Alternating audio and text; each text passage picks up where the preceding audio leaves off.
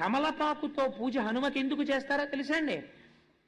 మహాధీరుడైన వాడెవరైనా ఉంటే, బ్రహ్మజ్ఞాని మహాభక్తుడైన వాడైతే మీరు తాంబూలం ఇస్తారు. ఆయన మహావీరుడు. హనుమ కన్నా వీరుడు ప్రపంచంలో ఉండడు. ఎందుకని అంటే హనుమకి అసలు ఆయుధం లేదు, ఆయనకి రూపాలున్నాయి. ఒక్కొక్కసారి దాసాంజనేయుడుగా ఉంటాడు, అప్పుడు పరమభక్తితో ఇలా ఉంటాడు. ఒక్కొక్కసారి ఉగ్రాంజనేయుడుగా ఉంటాడు. మీరు అటువంటి ఫోటోలు ఎప్పుడైనా చూశారో లేదో, చూస్తే భయం వేస్తుంది. అసలు వాలమునకు తోకతో ఇలా నిప్పు పట్టుకుని నిలబడతారు. అసలు అటువంటి మూర్తిని పెట్టుకోవడం కూడా చాలా కష్టం. ఉగ్రాంజనేయుడుగా ఉంటాడు.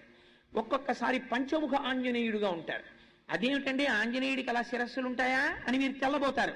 అసలు ఇప్పుడు నేను ఆ స్వరూపాల గురించి చెప్తే అదో 9 రోజుల ప్రసంగం, అందుకని నేను వాటి జోలికి వెళ్ళను, కేవలం ప్రస్తావన మాత్రం చేస్తానంతే. అందుకని పంచముఖ ఆంజనేయుడు అని ఉంటారు, అది ఒక స్వరూపం. ఇవన్నీ ఎవరు?